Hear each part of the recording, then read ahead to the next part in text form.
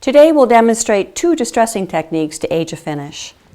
A paint over a paint and a paint over a stain. Have the following tools ready: 180, 150 or 400 grit sandpaper, 220 sanding pad, a non-sticky tack cloth, shop towels, and either foam or bristle brushes. Synthetic can be used as well as natural bristle brushes. Synthetic brushes last longer when used with water-based finishes. Natural brushes tend to flare out eventually when used regularly with water finish. But often, we just like the shape of the round ones, like this one. Always remember to stir the paint thoroughly, getting the contents up off the bottom of the can. And if it's a little thicker than you like, you can always add a little water. The first method will be applying milk paint over milk paint using basil green and brick red. Cheryl? What I'm going to do today is paint this molding with 2 coats of brick red. I've sanded it to 150 grit paper, and I'm going to use a bristle brush. These work great for moldings like this because it gets real deep in the groove. And I'm going to apply my brick red on here. And I like to do that first coat really nice and solid. There we go.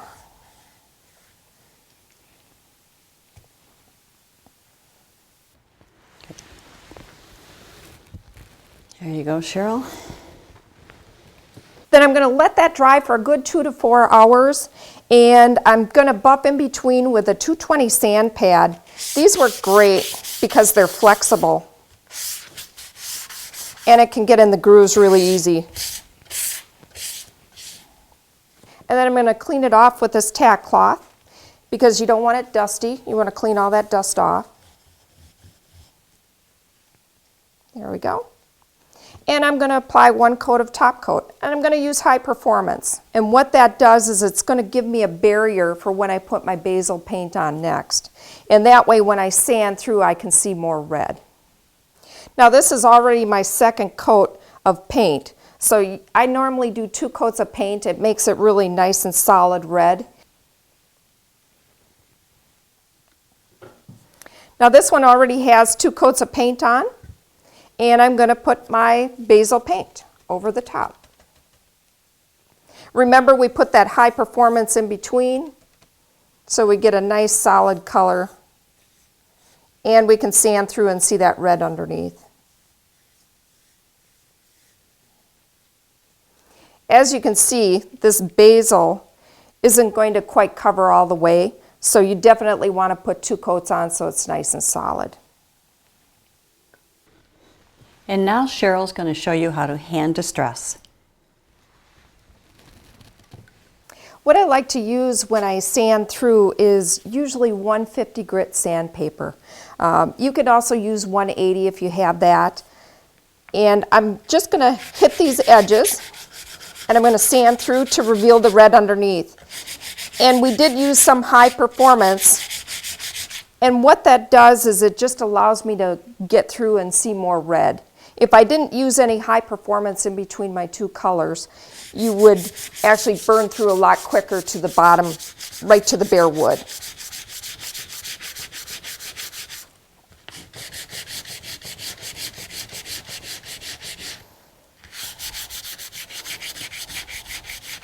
And this paint dries really nice and hard. So usually I'll let it dry 2 to 4 hours, and then I'll do my distressing right away. If you leave it go to the next day, you'll have to use a little bit more muscle to get this paint off.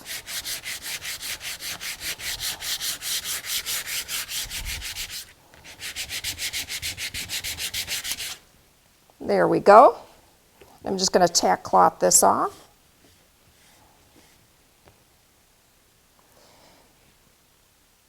And to take this one step further, you can glaze your paint combination. Here's the finished piece with burnt umber, topped off with 3 coats of high-performance satin.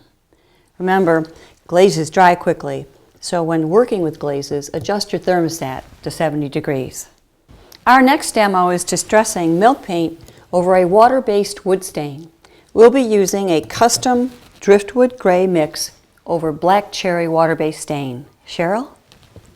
What we're going to do first is sand our board to 150 grit sandpaper.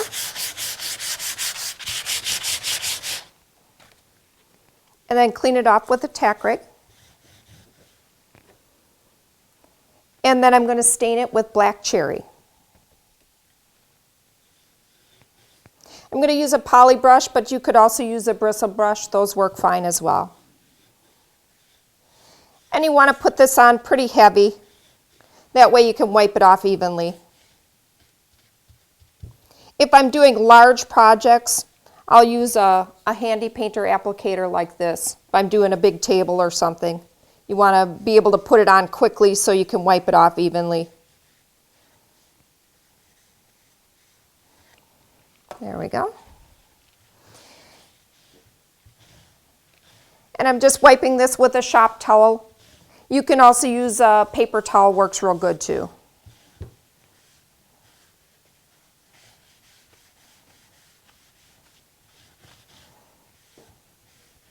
There we go.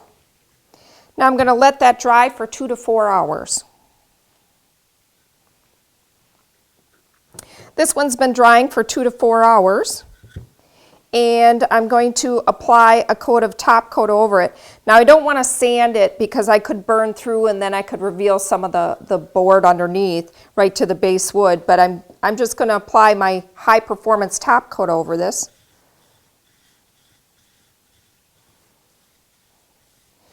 And these painters, they work great because it gets really deep in the groove and it allows my high performance to glide right across the surface. There we go. Now that's going to dry for a good 2 to 4 hours, and I'm actually going to put on 2 coats of that because I really don't want to be able to burn through. Once I put my color on top of that, my paint color, I don't want to burn all the way through. This one already has 2 coats of my high performance on, and I'm going to apply my Queenstown Gray mixture with driftwood right over the top.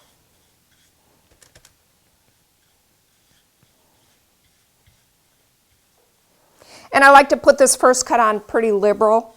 That way it's almost solid. So when you're putting that second coat on, you're just filling in anything that you missed. And again, that's going to dry 2 to 4 hours. There you go, Chris. So now Cheryl will show you how to hand distress this finish. I'm going to take 150 grit sandpaper. You could also use 180. And I'm lightly going to go over the edge because we're just going to burn through and show that undercolor of black cherry.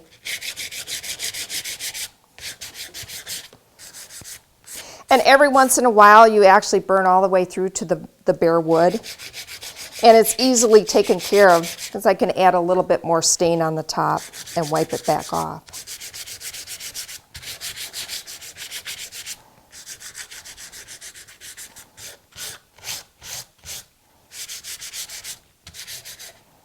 I'm going to show you how to do that right now. I got just a little bit of color off here, and I want to keep that black cherry.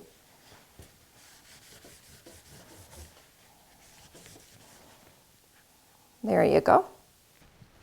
And here is the driftwood mix over black cherry, topped off with 3 coats of high performance flat. Here are a few more looks. Coral Crush over Snow White. Snow White over Coral Crush, Queenstown Gray over Coral Crush, and Lamp Black over Patina Green. All of these were topped off with 3 coats of high performance satin. And that's a little taste of distressing. Thanks for checking us out.